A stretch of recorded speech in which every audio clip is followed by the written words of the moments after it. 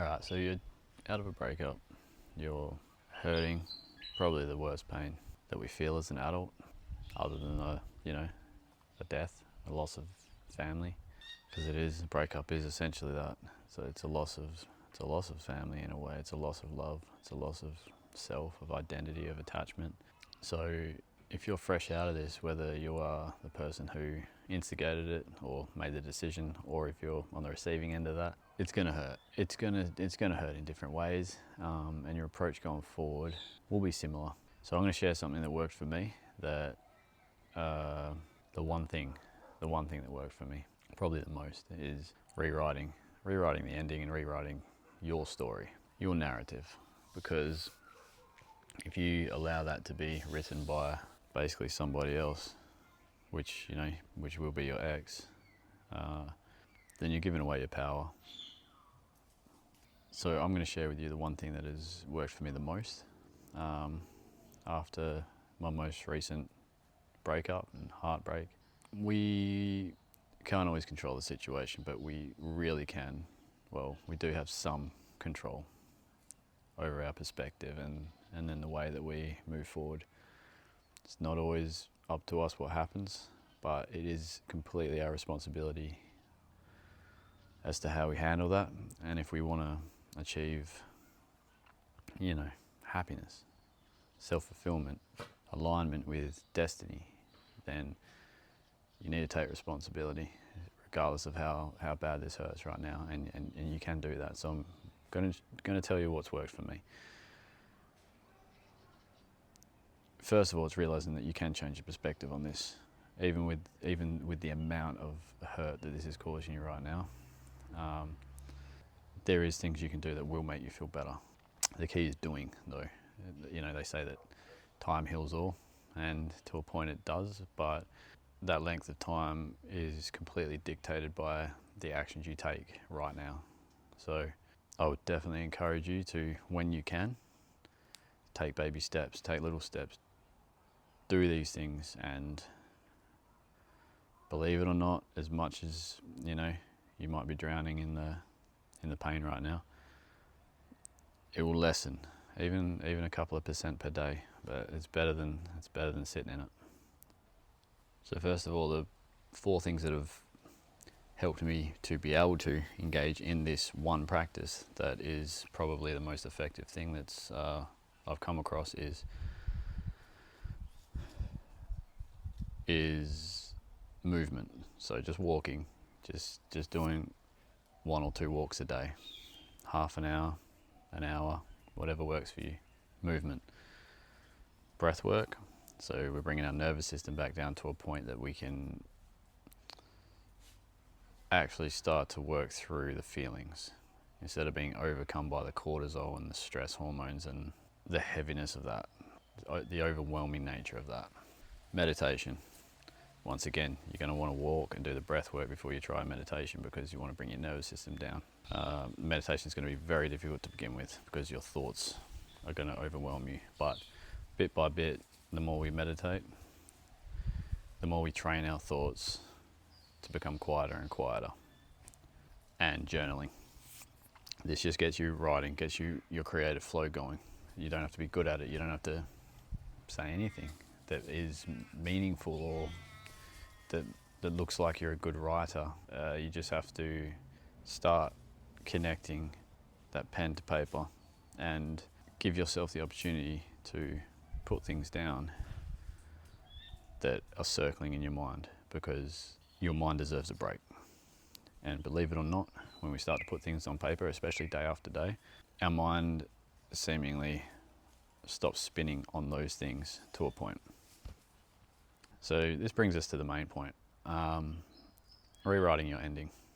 So firstly, what I'd recommend is thinking of something that you want.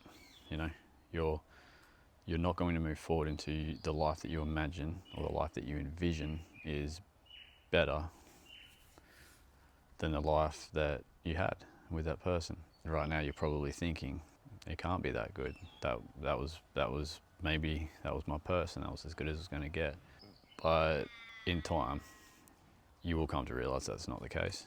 If you know that this is over, if you're not sure, then this might apply differently, but if you know that this is over with that person, then you owe it to yourself to rewrite the ending and rewrite your story, rewrite your narrative.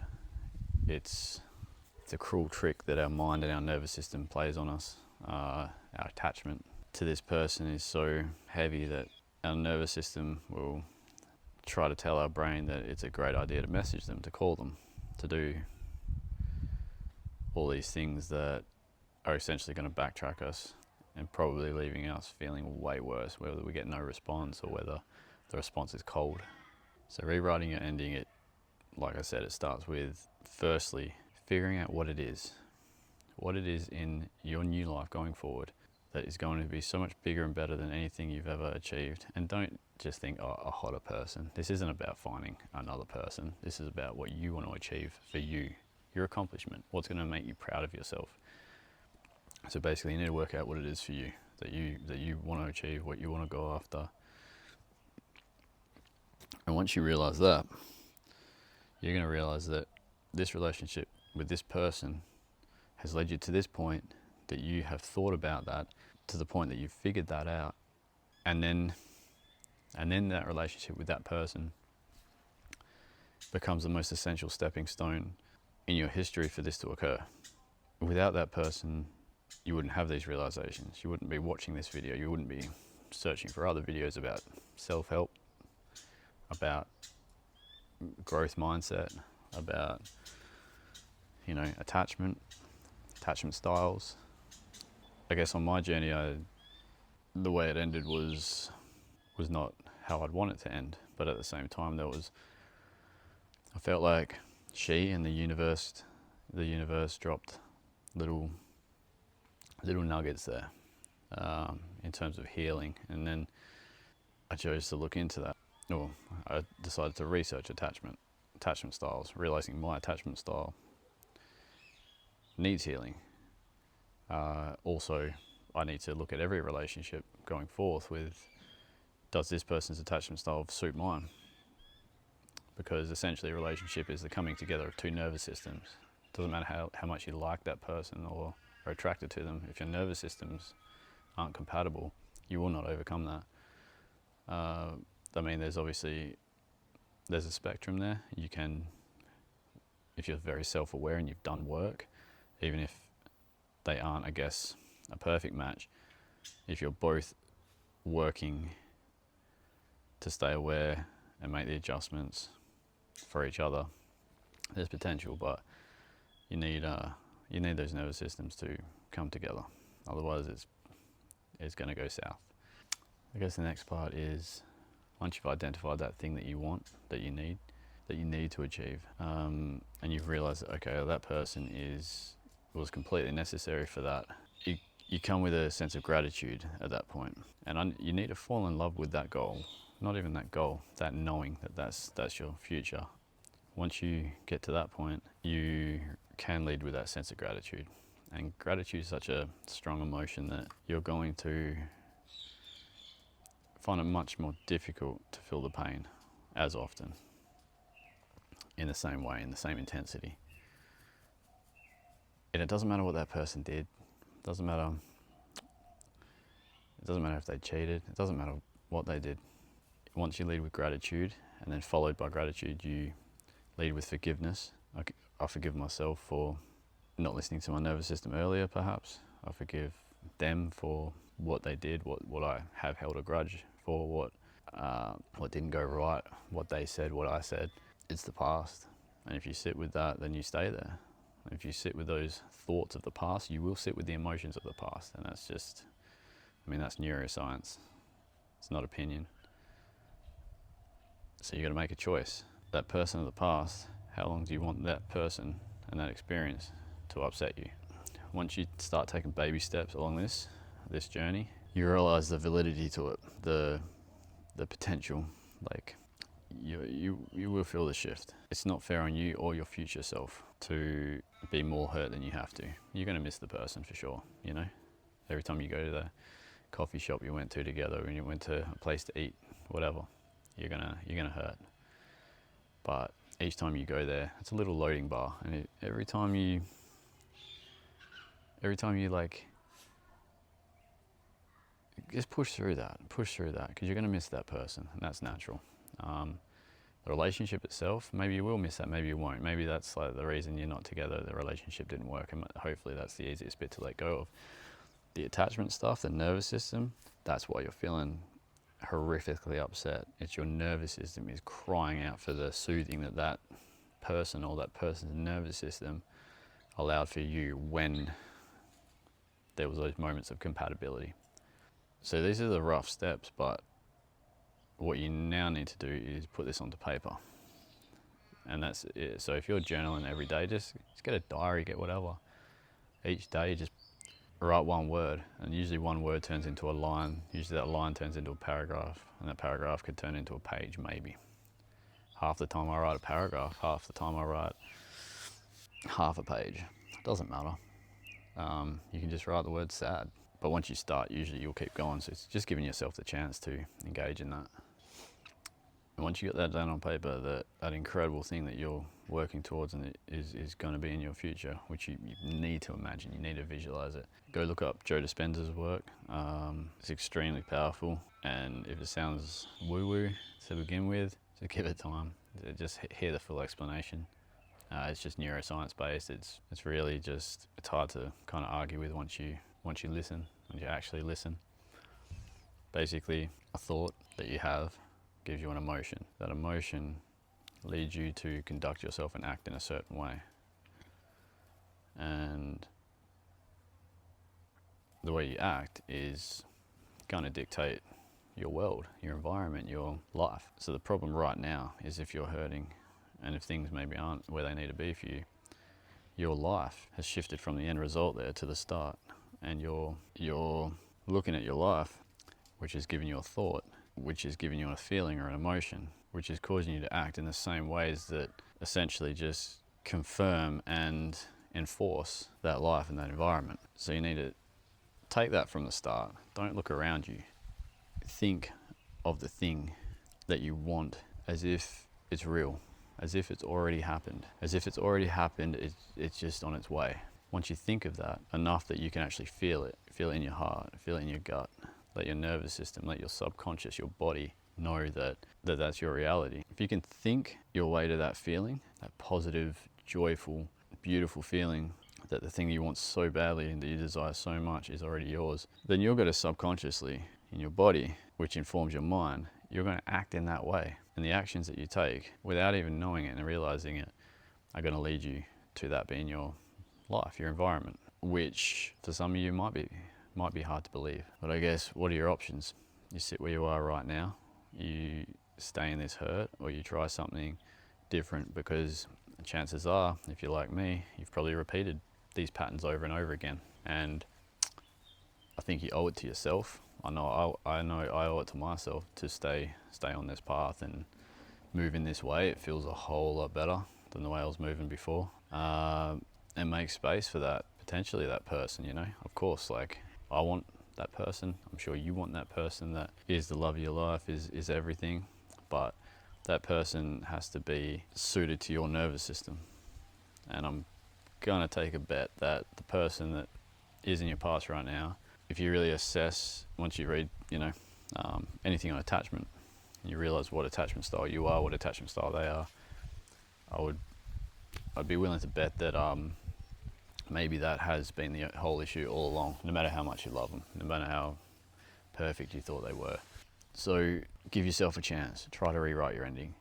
Just try something new. You owe it to yourself. You owe it to yourself to not stay where you are, to not sit in this. So if you can, right now, get up and go for a walk. Just do it. Just get up and go for a walk. Just move. And that's got to just be a daily thing. Maybe when you first get up, maybe in the morning when your cortisol and your stress starts taking over and you start ruminating, maybe you haven't slept well. Don't let lack of sleep be the reason you don't take action, because you're probably not sleeping well because your stress hormones are running like crazy. You need to burn through those. You need to be active, move your body. Look up like Wim Hof breathwork, or just do, box breathing. Look up box breathing. Look up somatic practices to calm the nervous system. It's all on YouTube. It's so quick, and these things do work. Believe it or not, if you can get your body out of sympathetic your nervous system out of sympathetic and into parasympathetic. You're no longer in fight or flight, and then you can actually start to work through things. So go for a walk, whether you do the breathing or not. See how you go. Do the journaling, walk and journal. And then if you get to the point that you can meditate, that's brilliant, and that's gonna be a game changer, honestly. Whether it's like transcendental meditation or it's just a guided meditation. And no matter if you think you can't meditate, because the amount of times I've heard that, meditation is not meant to be sitting still in bliss with no thought. It is the method of training your thoughts to be quiet. So over time, people do get better at meditation, if you want to put it as better. But a lot of the time, if I sit in a half an hour meditation, 28 of those minutes are thoughts, and bringing myself back to, oh, that's a thought, let go of that, return to nothing, You're looking at the back of your eyelids, and then another thought will come in. And when that thought comes in, no, I'm not engaging in that. I'm engaging in nothing. And if you do that for 28 minutes and somehow you find 2 minutes where you actually just sit in the back of your eyelids, whether that's broken up into 10-second increments or whether it's a solid minute or 2 minutes at a time, great. Or if you don't do it at all, if you can't get there at all, that's the practice. Meditation is a practice. So yeah, walk, journal, meditate, breathwork or some other nervous system practice, whether it's somatic techniques, tapping, cold shower, whatever, just to snap your nervous system out of that fight or flight. This stuff will help rewrite your ending. Get to the point that you consider that person basically an angel. That angel was sent to either break you to the point that you feel right now, because maybe that was so perfect for you in your mind that you held on too long, or you stayed in something that, like, you maybe even your mind knew or thought that you shouldn't be in, but you stayed with them, and you stayed engaged in that for so long because of how perfect or amazing or great for you that you thought they were, to the point that it eventually caused you to crumble, and the tower eventually came down. And while you may feel as broken as you ever have right now, this is the opportunity, the perfect opportunity to rebuild brick by brick. And it'll happen a lot quicker than you think, but you get to design it now. And you've never been this old, you've never been this wise, and you've never had this much experience. So the you that you get to design right now is most likely far better than the one that you ever would have designed in the past, or the one that you were in the past. So give it a chance, rewrite your ending, envision that person is completely necessary as almost an angel sent from the universe to be the one that had to tear you down to this point, or to allow you to tear yourself down to this point. Be grateful for that person, forgive them, let go of that. You have to, otherwise that'll eat at you. It doesn't hurt them anymore, you know? That resentment, that anger, that frustration, jealousy, none of this stuff hurts them now. It hurts you a lot. So let go of that. Allow this to be your truth and believe it to your core. Write it down, write the story, write that story every day if you need to. Refine it to the point that you're like, wow, that actually makes perfect sense, because this is going to align with the thing that I never would have been able to get or do with that person. That nagging thing of, like, my destiny, that thing that I always wanted to try to achieve, and I never got to put that into action. Well, you get to now. You have complete freedom to do that now. Have a go. Baby steps. Be kind to yourself. There are days where you're not going to be able to, and that's fine, because progress isn't linear. Over time, that chart is going to go up to the right, and those dips, you got to think, all right, well, this is a down day. I'm going to be kind to myself. In those times, you can try to align what those feelings are, what those feelings mean. Just try this for one day, and if it works, do it tomorrow. And if you do it tomorrow, then you tell yourself tomorrow that you're going to do it the next day. And then this thing that is a seemingly random act becomes a habit, and that habit builds into continuous action, and that becomes momentum. And then you're going to start seeing evidence of this thing that's a belief or a knowing. You're going to see evidence of that, and as soon as that evidence hits, that's the moment everything's going to change. And that whether that's just actually being able to enjoy yourself in an experience that you haven't been able to lately, whatever it is. So give it a chance. I wish you the best. To wrap it off, honestly, like, this will pass. But the actions that you do in this time are going to speed that up dramatically if you can daily practice of some of this stuff. Some of it, all of it, doesn't matter. All right, thanks for watching.